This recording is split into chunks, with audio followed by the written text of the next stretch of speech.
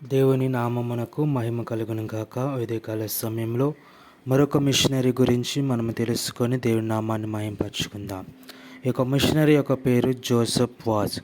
ఇతను 1651 ఏప్రిల్ 21వ తేదీన గోవాలోని బెనోలిం అనే ప్రాంతంలో జన్మించినారు. ఆయన యొక్క మినిస్ట్రీ ప్లస్ దర్శన స్థలం మనం చూసుకున్నట్లయితే భారతదేశంలో అనేకమైన చోట్ల, కర్ణాటక వంటి ప్రాంతాల్లో, అదేవిధంగా శ్రీలంకలో కూడా విస్తృతమైన సేవ పరిచర్య చేస్తున్నారు. ఈయన యొక్క తల్లిదండ్రులు క్రిస్టోవా వాజ్ మరియు మరియా డి మిరాండా. ఈయన జోసెఫ్ సాన్కోల్లోని ప్రాథమిక పాఠశాలలో చదివాడు. చిన్నతనంలో సాస్కోల్లో పోర్చుగీస్ మరియు బెనోలింలో లాటిన్ నేర్చుకున్నాడు. అతను తెలివైన విద్యార్థి మరియు అతని ఉపాధ్యాయులు మరియు తోటి విద్యార్థులచే గౌరవించబడ్డాడు.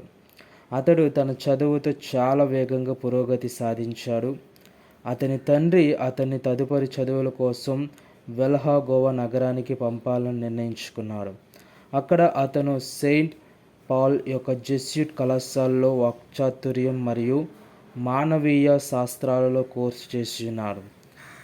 ఈ యొక్క Joseph Vaz Saint Thomas Aquinas Academy of the డొమినికన్స్లో తత్వశాస్త్రం మరియు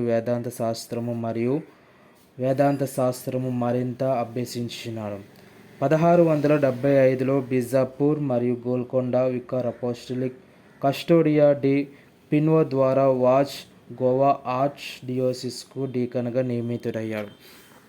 1677లో ఆయన తనను తాను మేరీ బానిసగా అంకితం చేసుకొని దానిని బ్యాండేజ్ డీడ్ అని పిలువబడే పత్రంలో ముద్రించినాడు. ఆయన యొక్క మినిస్ట్రీలో ఆయన పడిన ఒక డిఫికల్టీస్ మనం చూసుకున్నట్లయితే, జోసెఫ్ వాజ్ సీలోన్లో మిషనరీ పని లేదా సేవ చేయాలని కొన్నాడు. కానీ అతని అధికారులు అతనిని కర్ణాటకలోని కెనరా ప్రాంతానికి మిషనరీగా పంపించారు. ఇక జోసెఫ్ వాజ్ 1681 నుండి 1684 వరకు కెనరాలో తీవ్రమైన మిషనరీ కార్యకలాపాలను చేపట్టాడు. మంగళూరు, కుండాపూర్, బస్రూర్, బార్కూర్, మూల్కి, కళ్యాణ్పూర్ మరియు ఇతర ప్రాంతాలలో అనేక మిషనరీ పనులను నిర్వహించాడు మరియు విస్తృతంగా చెల్లాచెదురుగా ఉన్న రోమన్ క్యాథలిక్ సమాజం యొక్క ఆత్మలు మరియు విశ్వాసాన్ని పునరుద్ధరించాడు. అతను మంగళూరులోని రొసారియా కేథడ్రల్ను పునర్నిర్మించాడు మరియు ఓనర్, బస్రూర్, కుండపూర్ మరియు గంగోలింలలో కొత్త చర్చిలను కూడా నిర్మించాడు. అతను కొన్ని గ్రామాలలో వారి నివాసితుల సహకారంతో చిన్న పాఠశాలలను కూడా ఏర్పాటు చేశారు.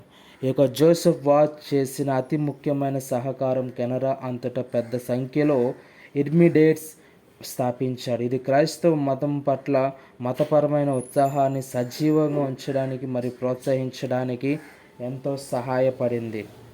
తన స్వల్ప కాలంలోనే వాజ్ గొప్ప మరియు సాధువుగా పేరు పొందాడు. అణగారిన వర్గాల అభ్యున్నతికి ఆయన గొప్ప సేవ చేశారు.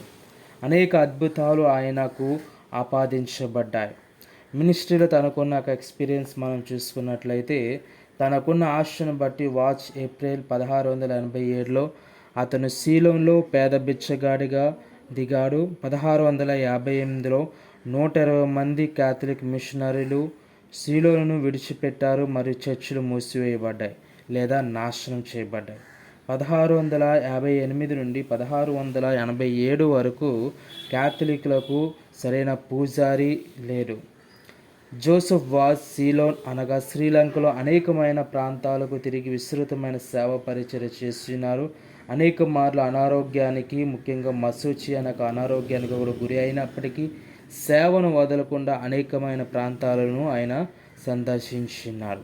ఈ యొక్క సీలోన్ అనగా శ్రీలంక ప్రాంతంలో ఆయన చేసిన పరిచర్య భాగాలుగా ఆయన వెళ్ళిన ప్రాంతాలు మనం చూసుకున్నట్లయితే మన్నార్, జోఫ్నా మిషన్, సిలాలై, పుట్టలం, వేయుడ, కాండి మిషన్, హన్వెల్లా, మాల్వానా, కొలంబో, నెగంబో, మంతోట, పునరిం, కొటియార్, ట్రింకోమలి, బట్టికలోవా, సమంటురై, బాటికల్లోవా మిషన్ వంటి ప్రాంతాలు తిరిగి విస్తృతమైన సేవ పరిచర్యను అందించినాడు. 1710లో ఆరోగ్య సమస్యలు ఉన్నప్పటికీ వాట్స్ మరొక అపోస్తలిక్ యాత్రను చేసినాడు. తిరిగి వచ్చినప్పుడు అతను అనారోగ్యానికి గురయ్యాడు. అతను వరుస అంటువ్యాధులు మరియు జ్వరాల నుండి కోలుకున్నాడు, కానీ బలహీనంగా మిగిలిపోయాడు. అతడు ఒరిటోరియన్ నియమం సూచించిన 8 రోజుల ఆధ్యాత్మిక వ్యాయామాలను చేపట్టాడు, కానీ 7 రోజులకు ముందే అతను 1711 జనవరి 16న 59 సంవత్సరాల వయస్సులో కాండీలో మరణించినారు.